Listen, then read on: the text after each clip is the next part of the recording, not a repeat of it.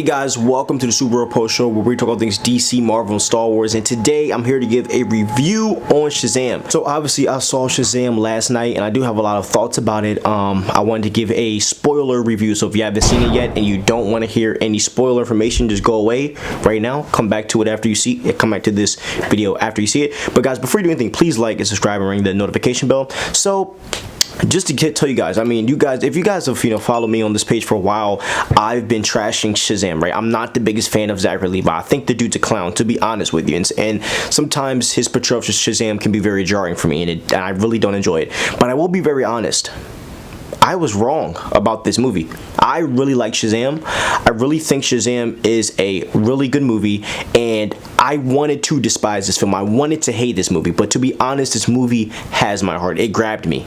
Like, this movie darn near almost got me, like, emotional. That's how good it was.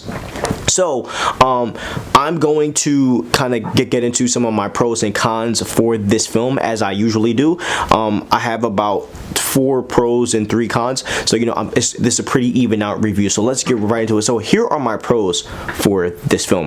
The CGI is top tier, and to be honest, the CGI alone held this movie up, if that makes sense. So there was not one bad shot of CGI for any mythical creature or any of the flying, any of the lightning, the fighting. I mean, this movie, like, visually was amazing, and I did not see any fault in it at all. Like, it was like everything was darn near perfectly shot, and I'm being completely honest. I thought that the flying, the way that they just flew in the movie was dope.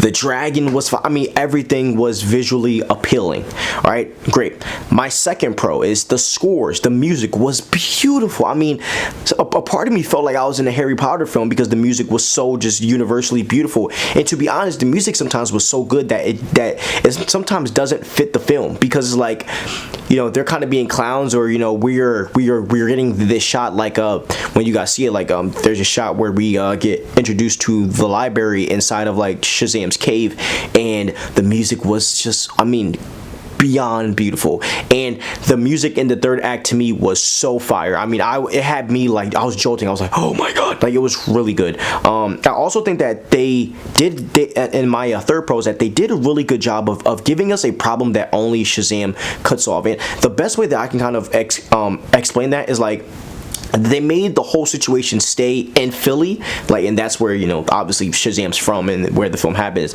And so just a spoiler, there's this part where basically they make this dome around Philly, so it kind of is telling his fans, like, there's no way that anyone can come in to save Shazam, and it's up to him and the Shazam family to kind of solve this problem.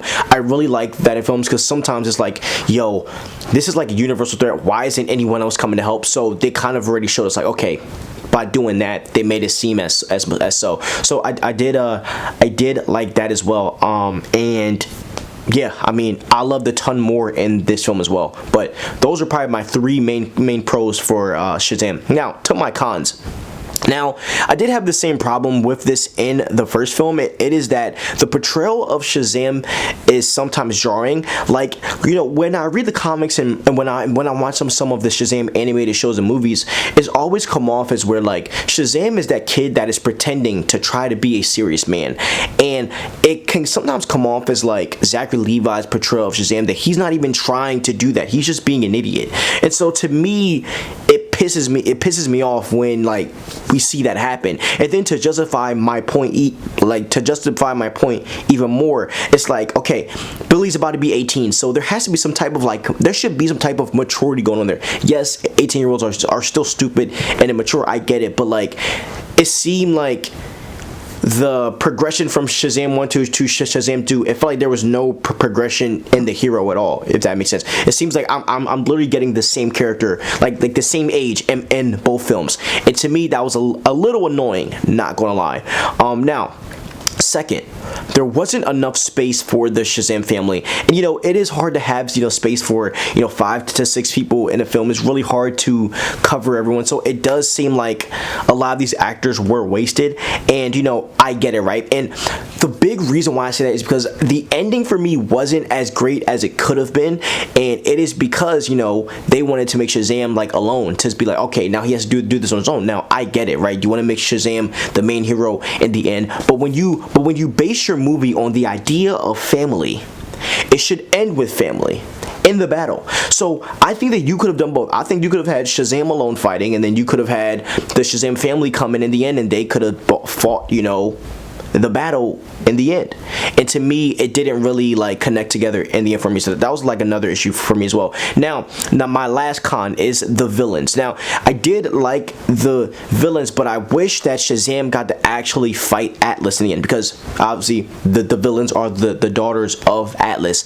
You know, when you have someone that is kind of trying to conjure up a bunch of things, I was expecting them to bring Atlas back, because he's the big bad, and the big bad was just one of the sisters, which to me was kind of whack. Like, it was like, okay, like, we're just getting, you know, the same chick, it's whatever.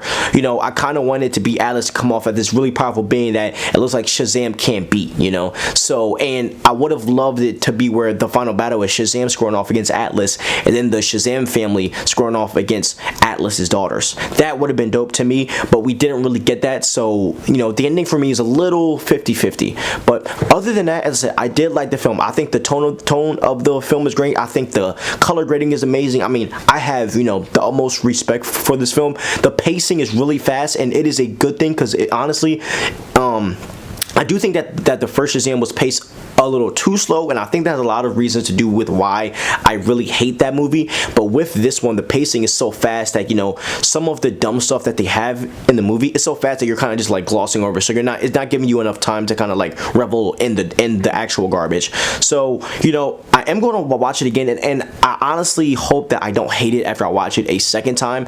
But as of the first watch, this movie is great. It has my heart, and I think it's good. So tell me what you guys think about Shazam. Leave a comment below if you've seen it already, but this is my personal review of it. So as I said before, right, do me a favor, like, subscribe, and ring the notification bell.